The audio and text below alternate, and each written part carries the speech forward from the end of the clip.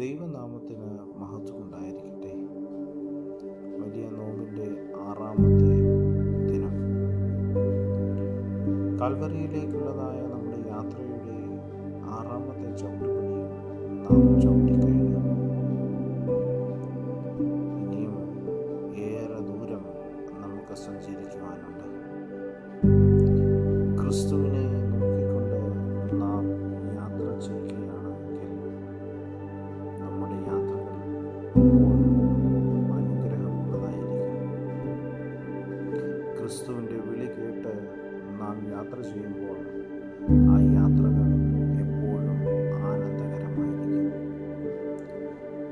നമ്മുടെ അല്പസമയത്തെ ചിന്തയ്ക്കും ധ്യാനത്തിനുമായി തിരഞ്ഞെടുത്തിരിക്കുന്ന വേദഭാഗം വിശുദ്ധ മത്തായി എഴുതിയ സുവിശേഷം 11-ാം അധ്യായം അതിൻ്റെ 28-ാമത്തെ വാക്യം.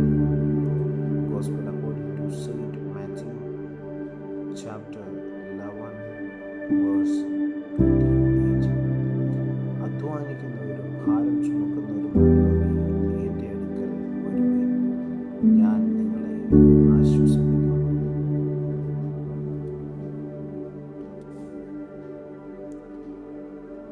വലിയ നോമ്പിൻ്റെ ഈ 6-ാമത്തെ ദിവസം നമ്മെ വിളിക്കുന്നത് കർത്താവിൻ്റെ സന്നിധിയിൽ വിശ്രമം കണ്ടെത്തുവാനായിട്ട് ആണ്. ജീവിതത്തിലെ ഭാരങ്ങളും ആശങ്കകളും പാപബോധവും പലപ്പോഴും നമ്മുടെ മനസ്സിനെ ക്ഷീണിപ്പിക്കുന്നു. എന്നാൽ യേശു നമ്മെ തള്ളിക്കളയുകയില്ല. അവൻ നമ്മെ വിളിക്കുകയാണ്, എൻ്റെ അടുക്കിലേക്ക് വരുവിൻ, ഞാൻ നിങ്ങളെ ആശ്വസിപ്പിക്കും. നോമ്പുകാലം നമ്മുടെ ഭാരങ്ങൾ സ്വയം ചുമക്കുവാനുള്ള സമയമല്ല, അവ കർത്താവിന് സമർപ്പിക്കുവാനുള്ള സമയമാണ്.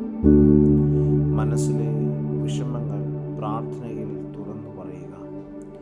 ക്ഷമിക്കാത്തവരെ ക്ഷമിക്കാൻ തീരുമാനിക്കുക. ദൈവത്തിൽ ആശ്രയിക്കുവാൻ പഠിക്കുക. യേശുവിനോടൊത്ത് സഞ്ചരിക്കുക. യേശുവിനോടടുത്ത് വരുമ്പോൾ നമ്മുടെ സാഹചര്യങ്ങൾ എല്ലാം ഉടൻ മാറണമെന്നില്ല, പക്ഷേ നമ്മുടെ ഹൃദയം മാറും. അവൻ്റെ സമാധാനം നമ്മുടെ ഉള്ളിൽ നിറയും. പ്രിയമുള്ളവരെ, നമുക്ക് നമ്മോട് ഇന്ന് ഒരു ചോദ്യം ചോദിക്കാം. ഞാൻ എന്ത് ഭാരമാണ് ഒറ്റയ്ക്ക് ചുമക്കുന്നത്? ദൈവസന്നിധിയിൽ ആ ഭാരത്തെ ഭരമേൽപ്പിക്കുവാൻ നമുക്ക് സാധിക്കുമോ? കർത്താവ് പറയുന്നു, അധ്വാനിക്കുന്നവരും ഭാരം ചുമക്കുന്നവരുമായുള്ളവരെ, എൻ്റെ അടുക്കൽ വരുവിൻ, ഞാൻ നിങ്ങളെ ആശ്വസിപ്പിക്കും. ആശ്വാസദായകനായ യേശു കർത്താവിൻ്റെ സന്നിധിയിൽ നമ്മുടെ ഭാരങ്ങളും നമ്മുടെ പ്രയാസങ്ങളും ഏൽപ്പിക്കാം. ആ ദൈവം നമുക്ക് വിടുതലിനെ തരും. കണ്ണുകളെ അടയ്ക്കാം, പ്രാർത്ഥിക്കാം. കരുണാനിധിയായ കർത്താവേ, എൻ്റെ ഭാരങ്ങളും എൻ്റെ വിഷമങ്ങളും നിൻ്റെ അടുക്കൽ ഞാൻ സമർപ്പിക്കുന്നു.